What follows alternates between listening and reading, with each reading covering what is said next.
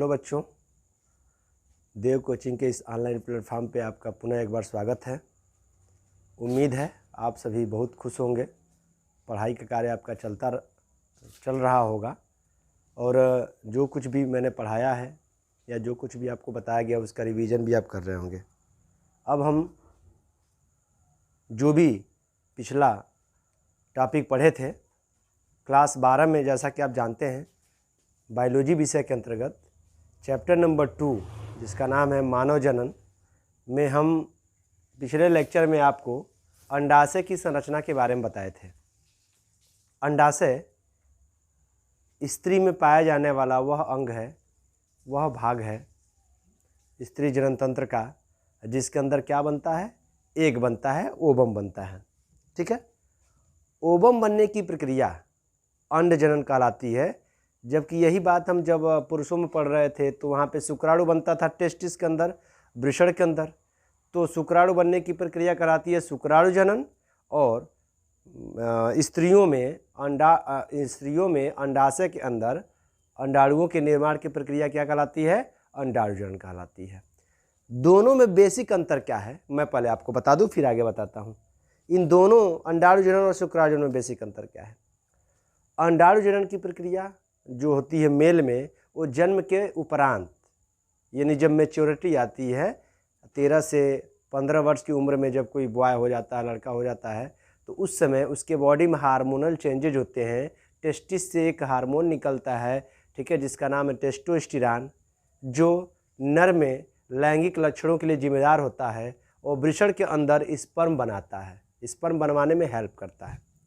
मैंने क्या बोला, नर में जो शुक्राणु बनते हैं वृषण के अंदर, ठीक, वह प्रक्रिया चालू होती है जन्म के बाद, यानी 13 से 15 साल जब का उम्र हो जाता है बच्चे का, तब।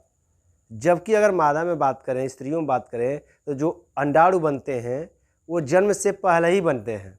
यानी जब बच्चा माता के गर्भ में रहता है उसी समय जितने भी अंडाणुओं का निर्माण होना होता है वो सारे अंडाणु बन गए होते हैं एक फीमेल के अंदर, एक बच्चे के अंदर।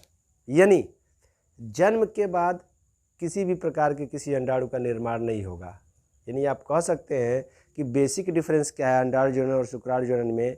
शुक्राणु जनन की प्रक्रिया जन्म के बाद मैच्योरिटी पे होती है, जबकि अंडाणु जनन की प्रक्रिया जन्म से पहले ही, जब शिशु गर्भावस्था में होता है उसी समय जितने भी अंडाणु का निर्माण होना होता है वह उसी समय हो जाता है। ये बेसिक अंतर है। ठीक है, अब ये कैसे चलता है, अंडाणु जनन की प्रक्रिया कैसे होती है, इसके लिए कौन कौन से हार्मोन रिस्पॉन्सिबल होते हैं, आप प्लेस तो जान ही गए हैं, ओवरी के अंदर होता है। अंडाणु जनन की प्रक्रिया कहाँ होती है, ओवरी के अंदर होती है। ठीक है, अब कैसे होती है इसको मैं एक एक स्टेप वाइज दिखाता हूँ। आपको याद होगा जब शुक्राणु जनन पढ़े थे, ठीक है, तो उसमें आपने 3 स्टेप पढ़ा था शुक्राणु बनने की प्रक्रिया में। सबसे पहला स्टेप पढ़ा था गुणन प्रावस्था, मल्टीप्लिकेशन फेज। उसके बाद से आपने वृद्धि प्रावस्था पढ़ा था और लास्ट में परिपक्वन प्रावस्था या मैच्योरिटी फेज पढ़े थे। उसी तरह से फीमेल में भी सेम 3 स्टेज में अंडाणु जनन की प्रक्रिया संपन्न होगी। ठीक है, जैसा कि आप सभी जानते हैं कि ओवरी के अंदर जो जर्मिनल एपिथेलियम होती हैं, जननिक कोशिकाएं होती हैं, वो बनाती हैं उगोनिया। तो उगोनिया स्टार्टिंग स्टेज है। उगोनिया कह सकते हैं कि वह मदर सेल है जो एग बनाने के लिए रिस्पॉन्सिबल होती है। ठीक है, तो सबसे पहले अगर हम स्टार्ट करें तो यहाँ पे एक मैं सेल बनाता हूँ उगोनिया। ठीक है, इसको हम लोग कह सकते हैं बच्चों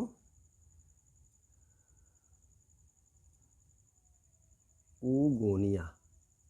ओके, अगर उगोनिया में मैं क्रोमोजोम की बात करूं तो 2n=46 क्रोमोजोम होता है। उगोनिया ओवरी में बनने वाला एक संरचना है जिसमें गुणसूत्रों की संख्या कितनी होती है, 46 होती है। ठीक है, अब जो उगोनिया है वो क्या करेगा, माइटोसिस, समसूत्री कोशिका विभाजन। आपको पता होना चाहिए समसूत्री कोशिका विभाजन का मतलब ये होता है एक कोशिका अपने ही जैसे, अपने ही समान गुणसूत्रों वाली 2 नई कोशिकाओं में बढ़ जाती है। तो समसूत्री कोशिका विभाजन होगा, यानी यहाँ होगा माइटोसिस। क्या होगा, माइटोसिस। और आपको पता है माइटोसिस होगा तो 2 नए सेल बनेंगे। ये भी बच्चों उगोनिया ही है। ये जो सेल बने हैं चूँकि उगोनिया से बने हैं और समसूत्री में आपको पता है कि सेम चीज़ें दिखाई देती हैं, सेम सेल के साइज का भी होता है, क्रोमोसोम भी सेम होते हैं, तो इनके अंदर भी क्रोमोसोम की संख्या जो होती है वो कितनी है 46, और इनको भी हम लोग उगोनिया ही बोलेंगे। ये भी उगोनिया ही है। ठीक है, एक बार पुनः यहाँ जो विभाजन हुआ, यहाँ क्या हो रहा है माइटोसिस, समसूत्री कोशिका विभाजन। माइटोसिस कहिए या माइटोटिक कहिए की बात है। ठीक है, अगेन इसमें समसूत्री कोशिका विभाजन होगा और एक से पुनः कितने बनेंगे 2 बनेंगे, और इससे भी कितने बनेंगे 2 बनेंगे। ओके ठीक, ये देखिए 1 से 2, फिर 1 से कितने बन गए 2। ये सभी क्या है उगोनिया ही है, अभी भी एक उगोनिया ही कहला रहे हैं, उगोनिया। ओके बच्चों, यह उगोनिया सेल है, यानी जितने भी उगोनिया बन रहे हैं, ठीक है, ये सारे उगोनिया किसी चाइल्ड, किसी फीमेल चाइल्ड के अंदर बन रहे हैं तो वह भ्रूण अवस्था में ही बन रहे हैं। यह जन्म के बाद कुछ भी नहीं बनता है, जन्म से पहले ही ये सब भ्रूण अवस्था में ही हो रहे हैं। ठीक है, अब ये जितने भी उगोनिया बने इसमें फिर डिवीजन होगा, कई बार मल्टीप्लिकेशन होता है, यानी 2 से 4, 4 से 8, 8 से 16, 16 से 32 ऐसे बढ़ते जाएंगे। अब इनमें से जितनी भी उगोनिया बने हैं उनमें से कुछ सेल ऐसे होते हैं उगोनिया के जो क्या करते हैं अपने अंदर चेंज करते हैं, बदलाव लाते हैं, डिफ्रेंशिएट करते हैं और अन्य से भिन्न हो जाते हैं कार्य में।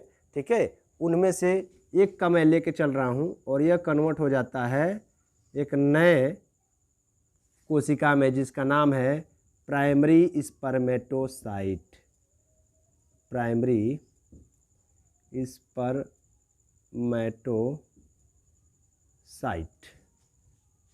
क्या नाम है इसका है प्राइमरी स्पर्मेटोसाइट। इसमें भी अभी क्रोमोसोम की संख्या कितनी है 2n=46 ही है। मैंने पुनः बताया कि आपको कि जो उगोनिया है वही उगोनिया अपने अंदर डिफ्रेंशिएशन लाती है। ठीक है, और उनमें से कुछ उगोनिया किसमें परिवर्तित हो जाते हैं प्राइमरी स्पर्मेटोसाइट। ओके, यानी ये जितना भी मैंने बताया हुआ है स्टेज, ये जन्म से पहले का स्टेज है, यानी कह सकते हैं भ्रूणावस्था में, भ्रूणावस्था, या इसको कहते हैं हम लोग फीटल लाइफ या फीटल लाइफ। फीटल लाइफ का मतलब क्या होता है जब बच्चा माता के गर्भ में रहता है उस समय ये सारे उगोनिया बन चुके हैं और प्राइमरी स्पर्मेटोसाइट भी बन चुका है, प्राइमरी स्पर्मेटोसाइट भी बन चुका है। और इसे बनने में अगर टाइम की बात करें बच्चों तो 2 से लेके 5 मंथ तक, अगर पूछा जाए कि गर्भकाल में किस स्टेज पे बने होते हैं तो याद रखिएगा जब बच्चा 2 महीने का होता है या 2 से लेके 5 मंथ तक जितने भी प्राइमरी स्पर्मेटोसाइट बनने होते हैं वो सब बन के रेडी होते हैं। ठीक है, अब इसके अंदर थोड़ा सा और डिफ्रेंशिएशन होगा और ये क्या होगा ये अपने अंदर चेंज करेगा और पुनः देखिए ये प्राइमरी अभी भी क्या है प्राइमरी स्पर्मेटोसाइट ही है, स्पर्मेटोसाइट, प्राइमरी स्पर्मेटोसाइट है। ओके, अब ये जो प्राइमरी स्पर्मेटोसाइट है ये याद रखिएगा यहाँ से यहाँ तक का जो स्टेज है वो जन्म से पहले है और यह जो स्टेज मैं दिखाने जा रहा हूँ यहाँ से यहाँ तक, ठीक है, यही प्राइमरी स्पर्मेटोसाइट अपने अंदर कह सकते हैं कि जो भी न्यूट्रिशनल सब्सटेंसेज होती है वो लेकर वृद्धि करके अपने आप को क्या करता है थोड़ा सा एडवांस बनाता है। और बच्चों जन्म से लेकर यानी जब बच्चे का जन्म होता है वहाँ से लेकर और मेच्योरिटी फेज यानी 11 साल तक की अवस्था में यह प्राइमरी स्पर्मेटोसाइट ही होता है और यह अरेस्ट होता है। क्या होता है अरेस्ट। आप सोच रहे होंगे सब प्राइमरी स्पर्मेटोसाइट जन्म से लेके यानी 0 डे से लेकर या कह सकते हैं 13 साल तक क्यों नहीं चेंज हुआ, क्योंकि यह अरेस्ट था, गिरफ्तार था। किस स्टेज में अरेस्ट एट डिप्लोटीन, याद रखिएगा स्टेज का नाम डिप्लोटीन, ठीक है, of diplotene of prophase first of meiosis first. अब ये नाम आपके लिए नया नहीं है, याद रखिएगा जब आप अर्धसूत्री कोशिका विभाजन पढ़ते हैं, ठीक है, तो ये क्या होता है यह प्राइमरी स्पर्मेटोसाइट क्या है, अरेस्ट है। कब, प्रोफेज फर्स्ट के एक डिप्लोटीन स्टेज होता है उसी में अरेस्ट रहता है, यानी यह अगला स्टेज पूरा नहीं करेगा। कब तक पूरा नहीं करेगा, जब तक यह फर्टिलाइज नहीं होगा। ओके, तो ये होता है ग्रोथ फेज, यानी यहाँ केवल वृद्धि हुई है, ठीक है, कुछ नया चीज़ नहीं बना है, ग्रोथ फेज। और ग्रोथ फेज कहाँ से कहाँ तक चलता है, यह कह सकते हैं जन्म से 11 से 13 वर्ष तक की आयु, ये होती है इतने। अब क्या होगा, आप देख सकते हैं ये जो प्राइमरी स्पर्मेटोसाइट है उसमें होगा बच्चों मियोसिस फर्स्ट, मियोसिस होने जा रहा है, याद रखिएगा क्या होने जा रहा है, मियोसिस। और मियोसिस होता अर्धसूत्री कोश का विभाजन, और मियोसिस की पहचान क्या है, क्रोमोजोम हाफ हो जाते हैं, यानी अभी तक क्रोमोजोम कितना है प्राइमरी स्पर्मेटोसाइट में, 46 क्रोमोजोम है, 46 गुणसूत्र है। मियोसिस होगा तो 23 हो जाएंगे, यानी मियोसिस में 2 नए सेल बनेंगे और उनमें गुणसूत्रों की संख्या आधी हो जाएगी। लेकिन बच्चों याद रखिएगा, शुक्राणु में जब मियोसिस हुआ था वहाँ पे स्पर्मेटोसाइट में, किसमें, यहाँ पे शुक्राणु में जब मियोसिस हुआ था तो वहाँ पे जो 2 नए सेल बने थे, ठीक है, जो 2 नए सेल बने थे वो सेल बराबर साइज के थे, ठीक है, और उनमें क्रोमोजोम भी बराबर गए थे। ठीक, यहाँ जब हम देखेंगे, यहाँ पे देख लीजिए प्राइमरी, यहाँ ऊ साइट रहेगा बच्चों, प्राइमरी ऊ साइट, स्पर्मेटोसाइट नहीं, ऊ साइट रहेगा। ये एक हम फॉर्मेशन पढ़ रहे हैं, यहाँ पे एक नाम देखिए मिस्टेक हो गया, इसको देख लेंगे आप, प्राइमरी ऊ साइट। ओके, अब जो प्राइमरी ऊ साइट है उसमें मियोसिस फर्स्ट हुआ, और मियोसिस जब फर्स्ट होगा बच्चों तो 2 सेल बनेंगे, एक बना, अनइक्वल डिवीजन होता है, याद रखिएगा, यही कहानी आपको याद रखना है। अनइक्वल डिवीजन का मतलब एक बड़ा सेल होता है, एक छोटा सेल बनता है। छोटे सेल को बोलते हैं पोलर बॉडी, चूँकि पहली बार बना है तो इसको कहेंगे first polar body. Okay, first polar body. और इसको हम लोग क्या कहते हैं, इसको आप इसको कहेंगे secondary oocyte. Okay, secondary oocyte. पुनः समझिए, प्राइमरी ऊसाइट जिसमें क्रोमोजोम की संख्या कितनी थी, 46 थी, 2n = 46, उसमें हुआ मियोसिस फर्स्ट। मियोसिस फर्स्ट में 1 से 2 सेल बने, और 1 से 2 सेल बने तो याद करिए मियोसिस फर्स्ट में क्रोमोजोम संख्या आधी होती है, यानी पहले बना सेकेंडरी ऊसाइट, इसमें 23 क्रोमोजोम थे, और एक बना फर्स्ट पोलर बॉडी, इसमें भी 23 क्रोमोजोम थे। लेकिन बच्चों अंतर क्या है, एक बड़ा सेल बन रहा है, एक छोटा, इसीलिए इसको कहते हैं अनइक्वल डिवीजन। क्या कहेंगे, अनइक्वल डिवीजन। जबकि स्पर्मेटोसाइट में दोनों बराबर साइज के सेल बने थे, इसीलिए इक्वल डिवीजन था वहाँ पे। ठीक है, अब सेकेंडरी ऊसाइट फिर एक बार क्या होगी, डिवाइड होगी, यानी मियोसिस सेकेंड। क्या होगा यहाँ पे, मियोसिस सेकेंड। और सबको पता है मियोसिस जो सेकेंड होता है वह बिल्कुल समसूत्री कोशिका माइटोसिस की जैसी होती है, यानी एक से फिर, अब सेकेंडरी से कितने बनेंगे, 2 बनेंगे, एक बड़ा और एक छोटा, लेकिन जो बड़ा वाला बनेगा उसको हम लोग कहेंगे ओवम। इसमें गुणसूत्र की संख्या कितनी होती है, 23, और ये दूसरी बार पोलर बॉडी बन रहा है तो इसको हम कहेंगे second polar body, second polar body. Okay, अब आप सोच रहे होंगे सर कि यहाँ पे जब मियोसिस फर्स्ट हुआ था तो क्रोमोजोम 46 थे प्राइमरी ऊसाइट में, और घट के हो गए 23, यानी आधे हो गए। तो फिर मियोसिस सेकेंड हुआ दोबारा, तो क्यों 23 का आधा नहीं हुआ, तो मैं पुनः बता दूं, केवल मियोसिस फर्स्ट में क्रोमोजोम आधे होते हैं, मियोसिस सेकेंड जो होता है उसमें गुणसूत्रों की संख्या आधी नहीं होती है। ठीक है, वह समसूत्री कोशिका विभाजन के जैसी ही होती है, यानी जितने गुणसूत्र सेकेंडरी ऊसाइट में रहे होंगे उतने ही गुणसूत्र दोनों में जाएंगे। यानी फाइनली आप देख रहे हैं मियोसिस सेकेंड के बाद क्या बन गया, ओवम बन गया, और यही ओवम क्या करता है, किससे निषेचित होता है, स्पर्म से निषेचित होता है, जिस प्रक्रिया को हम लोग कहते हैं निषेचन। ओके, एक बार मैं रिवाइज करा दूं आपको, शुरू से देख लीजिए। ओवरी में अगर मैं बात करूं तो ओवरी का स्ट्रक्चर ऐसे पढ़े हैं, ओवरी का जो ये आउटर लेयर होता है इसमें ऐसे जर्मिनल एपिथेलियल सेल्स होते हैं। ठीक है, ये बदलते हैं उगोनिया में, किसे बदलते हैं, उगोनिया में। ठीक, ऊगोनिया सेल क्यों बदलते हैं? क्योंकि यहाँ पे हार्मोन आता है जिसका नाम है FSH, follicle stimulating hormone. Pituitary ग्रंथि से फॉलिकल स्टिमुलेटिंग हार्मोन निकलता है। ऊगोनिया में गुणसूत्रों की संख्या कितनी होती है? 46। इस सेल के अंदर माइटोसिस डिवीजन होगा, समसूत्री कोश का विभाजन, और यह 2 नए सेलों में बढ़ जाता है। ठीक है, वो सेल भी ऊगोनिया ही कहलाते हैं। फिर समसूत्री कोश का विभाजन, अगेन माइटोसिस होगा। ठीक है, और माइटोसिस होगा तो 2 बने थे तो 2 से कितने बन गए? 4, 1 से 2, 1 से 2, 4। ये सब ऊगोनिया हैं। अब इस ऊगोनिया में ही डिफ्रेंसिएशन होगा। जैसे क्या होता है, कई बहुत सारे सैनिक होते हैं ना, तो सैनिकों में कुछ अच्छे कार्य करने लगते हैं तो उनको हेड बना दिया जाता है, जैसे सेनापति बना दिया जाता है। तो समझिए बहुत सारे ऊगोनिया जो हैं वो अपने अंदर चेंजेज लाते हैं और चेंज ला के कन्वर्ट हो जाते हैं प्राइमरी oocyte में। अब यहाँ पे लॉजिक क्या है कि प्राइमरी oocyte तक जो निर्माण हुआ है वह भ्रूण के अंदर होता है, यानी माता के गर्भ के अंदर जब बच्चा रहता है, कब तक? 2 से 5 मंथ का जब वो बच्चा हुआ रहता है, यानी लगभग 20 to 22 वीक्स का जब चाइल्ड होता है, तो उसी समय यह प्राइमरी oocyte बन चुका होता है। यानी यहाँ पे आपके लिए जानकारी ये है कि जब बच्चे का जन्म होता है उसके बाद एक भी स्पर्मेटोसाइट का निर्माण नहीं होता है। ठीक है, तो एक भी oocyte का निर्माण नहीं होता है, तो प्राइमरी oocyte बन चुका है।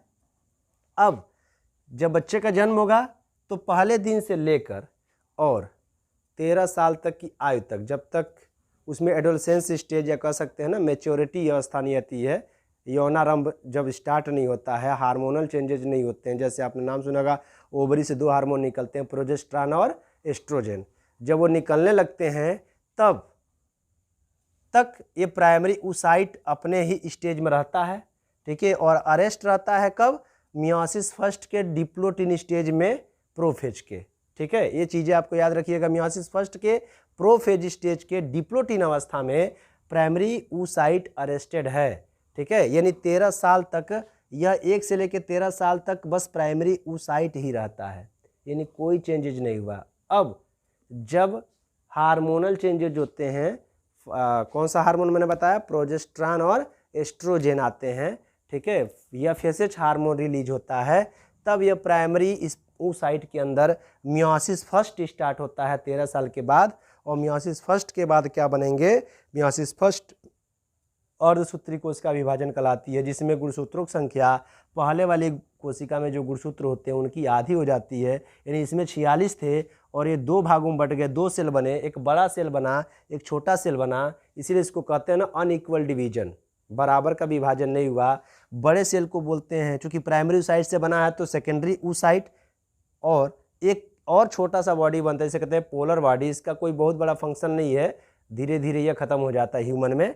ठीक है, फर्स्ट पोलर बॉडी में 26 क्रोमोजोम गए और सेकेंडरी oocyte जो बना था उसमें भी 26 क्रोमोजोम आए। ठीक, अब सेकेंडरी oocyte के अंदर क्या होगा?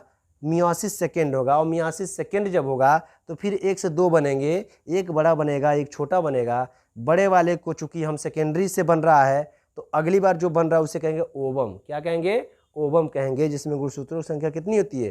23 होती है। और एक सेकेंड पोलर बॉडी बनेगा जिसमें भी गुणसूत्रों संख्या कितनी होती है? 23 होती है। यानी आपने देखा कि जो ये अंडजनन की प्रक्रिया चल रही है, ऊगोनिया से क्या बन गया लास्ट में आके? ओवम। ठीक है, यहाँ से जो प्राइमरी oocyte से लेके और ओवम बनने की प्रोसेस है उसे हम लोग कहते हैं परिपक्वन प्रावस्था। परिपक्वन प्रावस्था, या इसको क्या बोलते हैं हम लोग? Maturation phase. Maturation phase. ठीक है, और ये इस अवस्था को क्या कहते हैं? ग्रोथ प्रावस्था, या इसको हम लोग कहते हैं वृद्धि प्रावस्था। वृद्धि, ग्रोथ फेज या वृद्धि प्रावस्था। ठीक है, और इसको क्या बोलते हैं हम लोग? चूँकि यहाँ देख रहे हैं कि ऊगोनिया बस क्या हो रही है? डिवाइड हो रही है, 1 से 2, 2 से 4 बनी है, तो इसको हम लोग एक और नाम देते हैं क्या?